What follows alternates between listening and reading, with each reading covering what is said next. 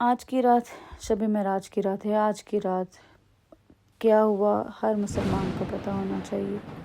آج کی رات حضور پاک صلی اللہ علیہ وآلہ وسلم کے پاس حضرت جبرائیل علیہ السلام آئے۔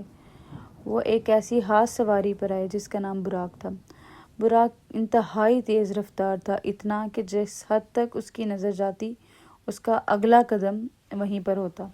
حضور پاک صلی اللہ علیہ وآلہ وسلم براق پر سوار ہوئے اور پلک جھپکتے ہی مکہ مکرمہ سے مسجد اقصی جا پہنچے۔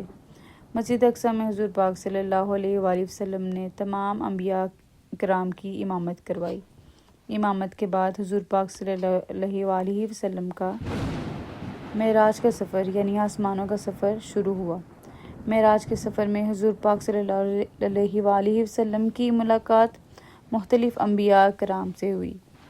پہلے آسمان پہ حضرت آدم علیہ السلام، دوسرے آسمان پہ حضرت عیسیٰ اور حضرت یحییٰ، تیسرے آسمان پہ حضرت یوسف علیہ السلام، چوتھے آسمان پہ حضرت ادریس علیہ السلام، پانچویں آسمان پہ حضرت ہارون علیہ السلام، چھٹے آسمان پہ حضرت موسیٰ علیہ السلام، ساتویں آسمان پہ حضرت ابراہیم علیہ السلام سے حضور پاک صلی اللہ علیہ وآلہ وسلم کی ملاقات ہوئی۔ پھر حضور پاک صلی اللہ علیہ وآلہ وسلم سدرۃ المنتہا پہنچے۔ وہاں پہ جبرائیل علیہ السلام نے فرمایا کہ میں اس سے آگے نہیں جا سکتا ورنہ میرے پر جل جائیں گے۔ وہاں سے آگے کا سفر حضور پاک صلی اللہ علیہ وآلہ وسلم نے اکیلے طے کیا اور اللہ تعالیٰ سے ہم کلام ہوئے۔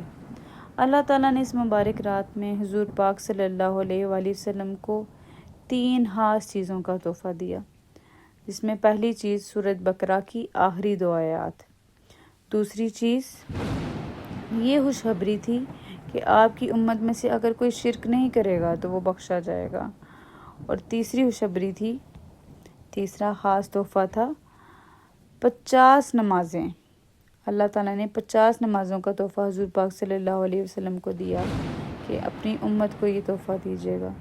جب حضور پاک صلی اللہ علیہ وآلہ وسلم یہ تحفہ لے کر واپس آ رہے تھے تو رستے میں آپ کی ملاقات حضرت موسیٰ علیہ السلام سے ہوئی۔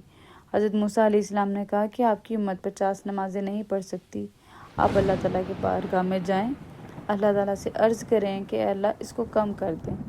وہ اللہ تعالیٰ کی بارگاہ میں گئے، اللہ تعالیٰ نے 50 نمازوں سے 5 نمازیں کر دیں اور کہا کہ اے نبی، آپ کی امت پڑھے گی تو 5 نمازیں لیکن ان کو ثواب 50 نمازوں کا ہوگا۔ سبحان اللہ۔